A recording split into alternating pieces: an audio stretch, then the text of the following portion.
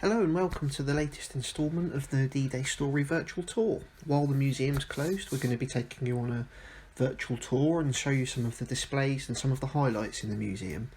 My name's James Daly, I'm one of the curators who helped to put the new displays at the museum together, and today we're going to be looking at the displays about D-Day itself. Although we're called the D-Day Story, D-Day itself was actually just one day.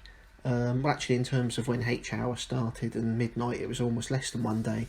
But it falls in between the really long preparations for D-Day and the Battle of Normandy itself that lasted for about 3 months after D-Day. So actually, D-Day's a really small pinprick in the timeline, but a really pivotal event.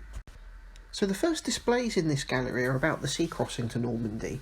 Hundreds of thousands of men and vehicles had to be shipped across the English Channel from the south coast to Normandy. The weather was quite rough, even though Group Captain Stagg had decided that the weather was just about acceptable. It was still quite rough, so lots of men were seasick. Lots of them were going across in relatively small landing craft or in landing craft that weren't designed to be particularly stable in high sea, so lots of them were seasick.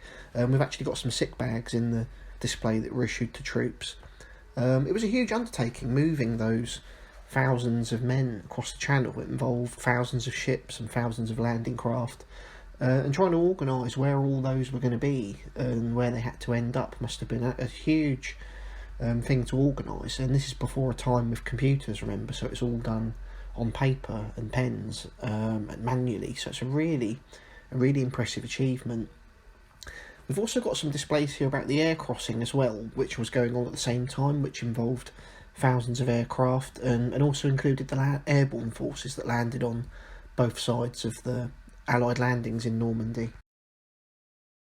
This photograph here shows our LCVP, or Landing Craft Vehicle Personnel, which was also known as a Higgins boat, which was designed by Andrew Higgins in New Orleans in America. The audio-visual display in this landing craft shows troops from the Suffolk Regiment in the 3 minutes before they landed on Sword Beach, and they're talking about their thoughts, feelings and emotions just before they land. These are all based on letters, memoirs and interviews that we have in our collections, and the minutes before the troops landed on the beaches have become quite an iconic moment, particularly from the opening segment of Saving Private Ryan. And the landing craft that you see in Saving Private Ryan is the same model of landing craft as we've got in the museum here. And this projection has become a very popular part of our new displays. We've got lots of flags in our collection from landing craft and ships that took part in D-Day. Flags seem to have been really valued by the crews of ships and landing craft, and they put a lot of effort into keeping them as souvenirs, and a lot of them have found their way into our collections. We've put some of them on display here in the museum, and some of them, as you can see in the bottom right corner, have actually been signed by the crews. The large blue ensign on the left is from the hospital ship Lady Connaught, and the smaller blue ensign with the crossed swords in the top right is actually from the army yacht Swallow, which we think also took part in the Dunkirk evacuation. You'll notice that the displays in this part of the museum actually look like the coastline of France. Each display case here is about a particular beach, and the display case is actually sited on the coastline where that beach would have been. So the idea is, if you're stood looking at all of the displays, you can actually get a feeling for what the coastline of France looked like. And the two displays cases that you can see here are about Utah and Omaha beaches. So this audio-visual display here shows what happened on the beaches from H hour, when the troops first landed, to midnight on D-Day. So much was happening on each of the beaches simultaneously, and it's really hard to try and tell that story of what was going on where and when, and trying to make it all make sense, because in some respect that's the story of D-Day itself, that so much was happening in so many different places at the same time. And this audio-visual display, I think, actually tries to get that across, that it was such a chaotic day, but also was highly organised in terms of who had to be where and when. It also includes photographs from the beaches and the words of people who were there, so we've taken that from letters, memoirs and interviews that we've got in our collections.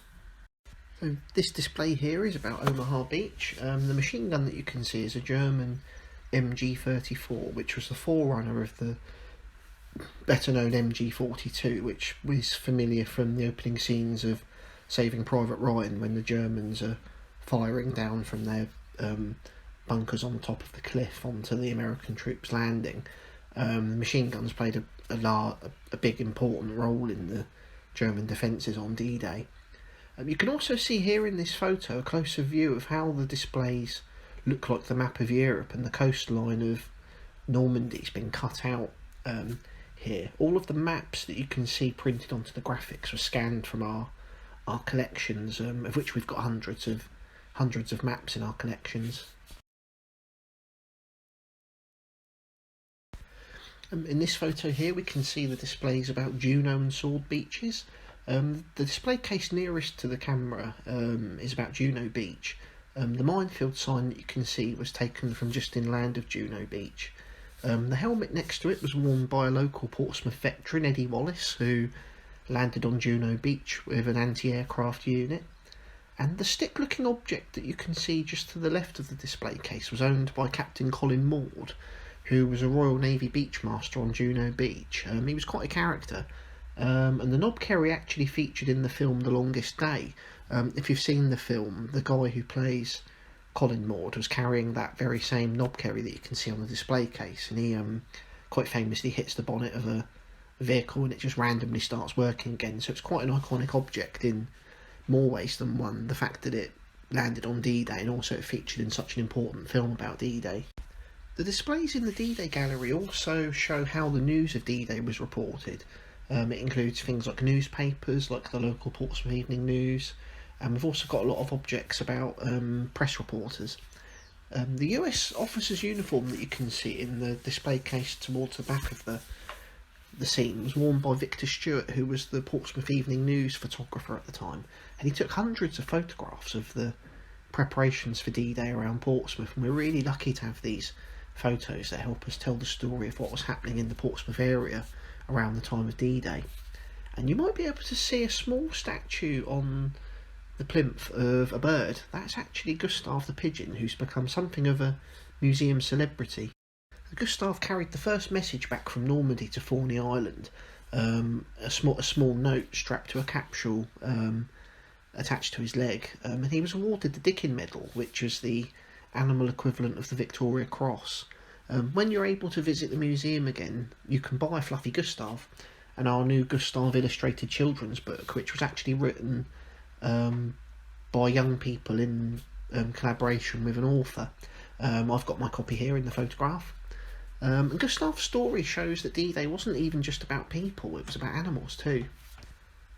So that takes us up to midnight on D-Day. The Allies are ashore and starting to push inland. Stay tuned for the next instalment of our virtual tour, when we're going to look at the Battle of Normandy that came after D-Day. But in the meantime, thank you for joining us, and from everyone at the museum, goodbye and take care.